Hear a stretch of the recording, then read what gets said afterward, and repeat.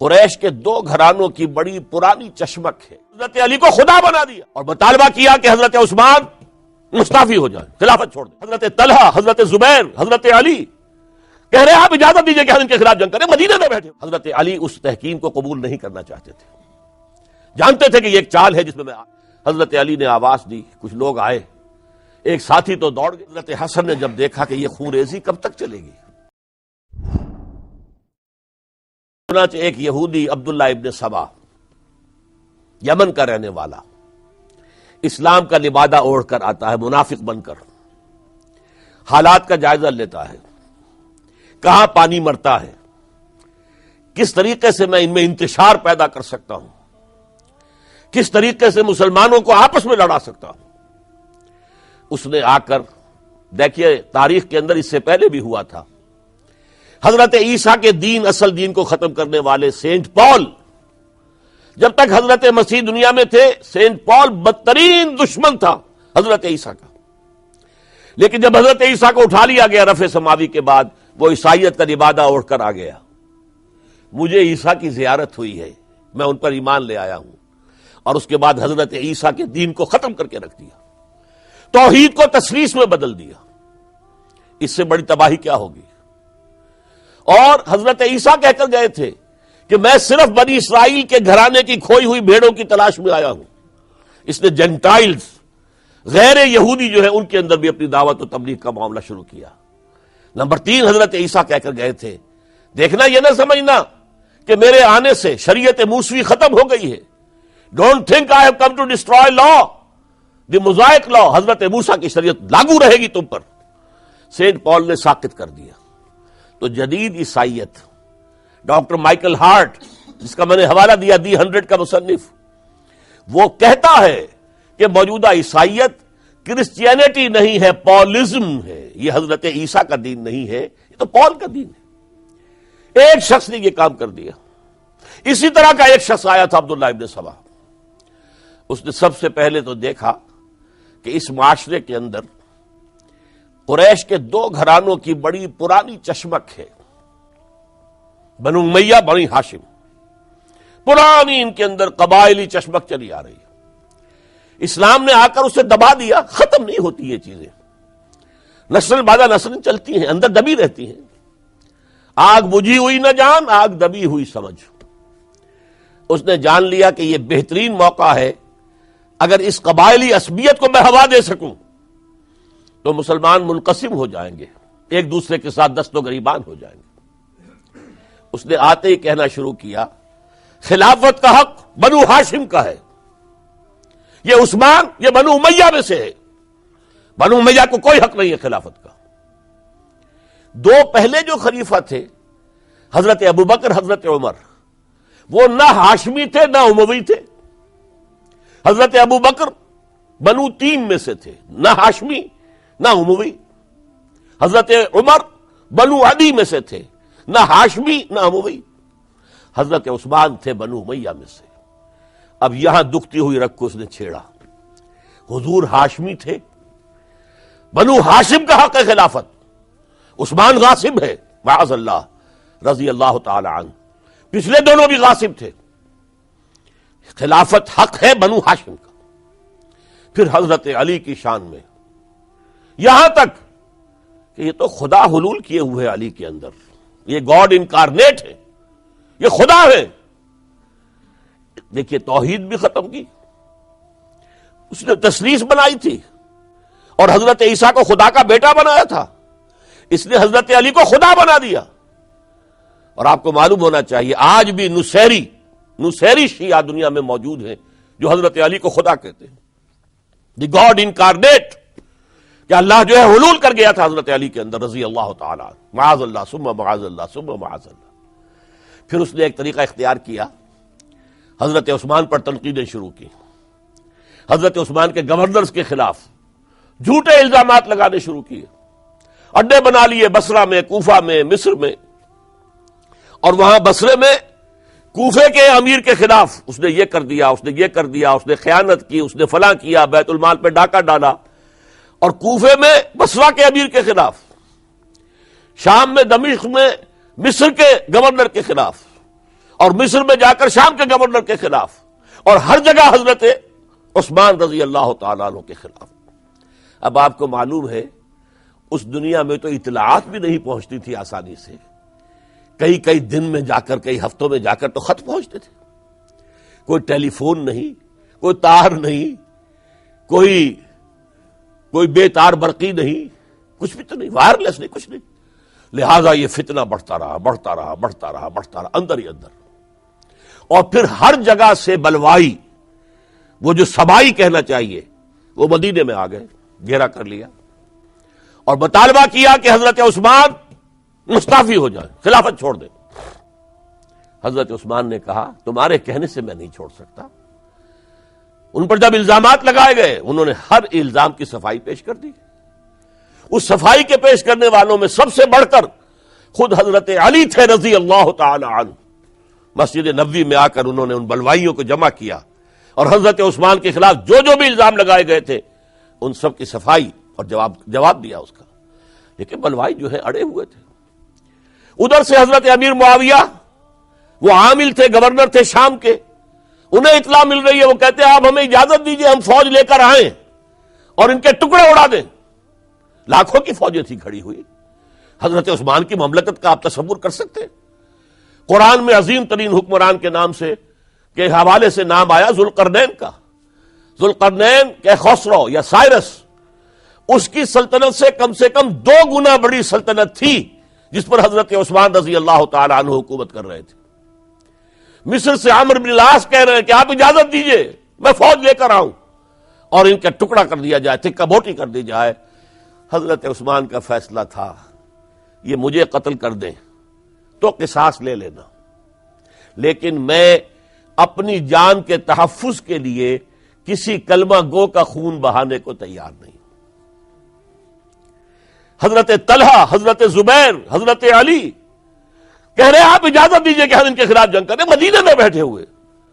فرماتے نہیں، ان کے خلاف جنگ کی اجازت میں نہیں دے سکتا۔ یہ میری ذاتی، مجھ پر تنقیدیں کر رہے ہیں، ذاتی دشمنی ہے، میں اپنی ذات کے تحفظ کے لیے کسی کلمہ گو کا خون جو ہے نہیں بہاؤں گا۔ لاکھوں کی فوجیں موجود تھیں، لیکن حضرت عثمان نے یہ طے کیا میں اپنی جان کے تحفظ کے لیے میں نہیں ہاتھ اٹھاؤں گا، میں کسی اور کو اجازت نہیں دوں گا کہ ان کے خلاف جنگ کرے۔ ہاں یہ میرے دشمن ہے، میری جان لے لیں، جب جان لے لیں گے تو قصاص لے لینا۔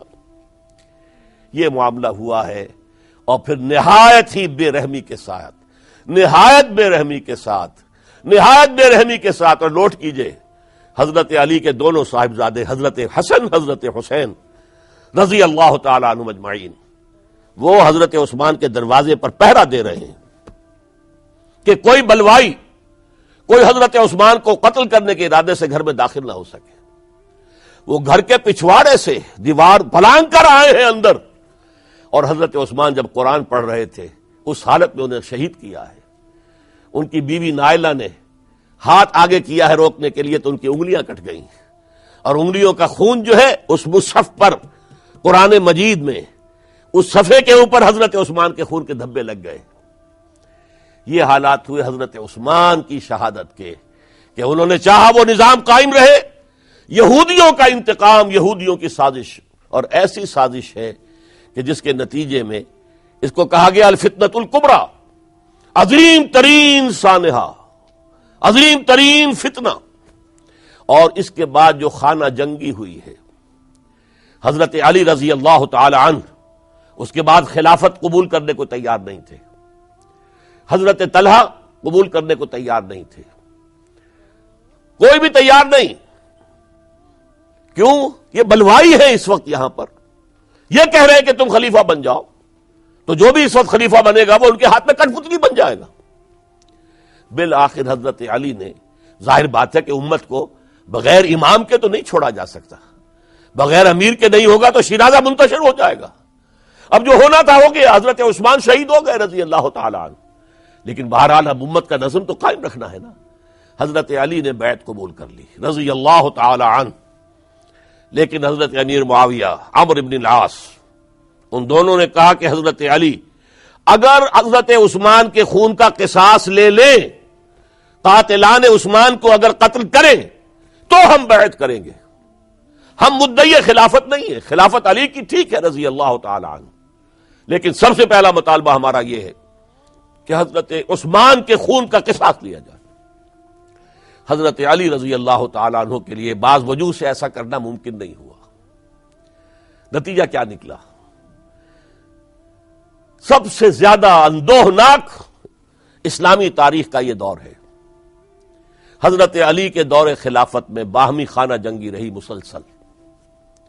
جنگ جمل حضرت عائشہ صدیقہ کمانڈ کرتی ہوئی آئی ہیں، طلحہ اور زبیر ان کے ساتھ ہیں، اور اگرچہ حضرت علی رضی اللہ تعالی عنہ کے ساتھ ان کی صلح ہو گئی، لیکن وہ جو بلوائی تھے، جو چاہتے نہیں تھے کہ امن ہو، وہ تو در حقیقت اسلام کے حصے بکھرے کرنے کے لیے آئے تھے، اسلام کی مملکت کو تباہ کرنے آئے تھے۔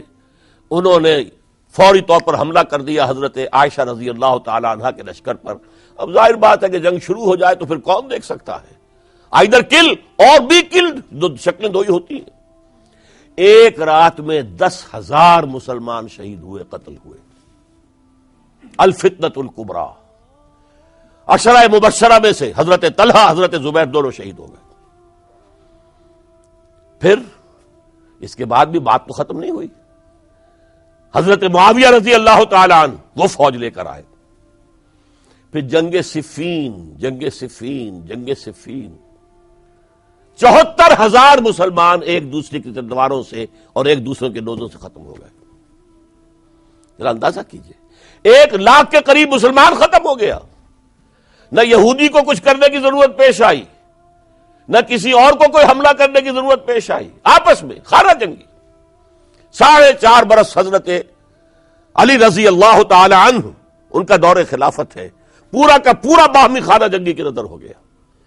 اس میں حضرت علی پر معاذ اللہ کوئی الزام نہیں، رضی اللہ تعالی عنہ وکرم اللہ وجہہ، وہ امام حق تھے، لیکن یہ ہے کہ ان کا بے بس ہو گئے تھے، لاچار ہو گئے تھے، حالات پر کنٹرول نہیں ہو رہا۔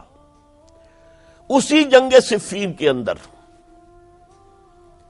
جب ایک تجویز پیش کی گئی کہ لڑنے بھڑنے کی بجائے حکم مان لو، جیسے قرآن مجید میں آیا ہے کہ میاں اور بیوی کے درمیان اختلاف ہو جائے تو فَبَعْثُوا حَكَمًا مِّنْ أَهْلِهِ وَحَكَمًا مِّنْ أَهْلِهَا، ایک حکم لڑکے والوں کی طرف سے، ایک حکم لڑکی والوں کی طرف سے مقرر کر لو، وہ آپس میں معاملہ طے کرائیں۔ لہذا تحکیم کی تجویز کی گئی۔ حضرت علی نے یہ تجویز پیش کی گئی عمرو بن العاص رضی اللہ تعالیٰ عنہ کی طرف سے، جو حضرت معاویہ کے ساتھی تھے۔ حضرت علی اس تحکیم کو قبول نہیں کرنا چاہتے تھے، جانتے تھے کہ یہ ایک چال ہے جس میں میں آ رہا ہوں، لیکن بالآخر آپ نے وہ قبول کر لیا۔ اچھا بھائی، ابو موسیٰ اشعری ہماری طرف سے، عمرو بن العاص معاویہ کی طرف سے، یہ دو حکم ہیں۔ اس موقع پر اب تحکیم کیا ہوئی، کیا اس کی شرائط تھی، کیا میں اس میں نہیں جانا چاہتا، اس وقت میں تاریخ نہیں بیان کر رہا، بلکہ مجھے اب چوتھے خلیفہ حضرت علی کی شہادت کا پس منظر بیان کرنا ہے۔ اور ہزاروں شہادتیں ہو رہی ہیں، لیکن اس دور کی شہادتوں میں سب سے چوٹی پر حضرت عمر کی شہادت، حضرت عثمان کی شہادت، حضرت علی کی شہادت رضی اللہ تعالی عنہم اجمعین۔ اس وقت حضرت علی کے جو حامی تھے، انہی میں سے ایک فرقہ علیحدہ ہو گیا کہ یہ تحکیم کفر ہے، ان الحکم الا للہ، حکم کا فیصلے کا اختیار اللہ کے سوا کسی کو نہیں ہے، لہذا یہ جو کیا ہے یہ غلط ہے۔ اور اس حد تک چلے گئے کہ جنہوں نے یہ تحکیم کو قبول کیا وہ کافر ہو گئے، علی بھی کافر، معاویہ بھی کافر، عمرو بن العاص بھی کافر، جنہوں نے مانا کافر۔ یہ لوگ کہلاتے خوارج تھے، یہ حضرت علی کی فوج میں شامل، حضرت علی کے حامی تھے، حضرت علی کی جماعت میں سے تھے، لیکن بس ایک غلطی، جذبات کے اندر آ کر، غصے کے اندر آ کر اس درجے، اور وہ حضرت علی سے علیحدہ ہو گئے۔ اس کے بعد انہوں نے اپنی ایک کانفرنس کی، ایک جنگ بھی ہوئی، پھر حضرت علی کو ان کے خلاف جنگ کرنی پڑی، وہ جنگ نہروان کہلاتی ہے، جن میں کہ ان خوارج کو حضرت علی نے بہت بڑی شکست دی۔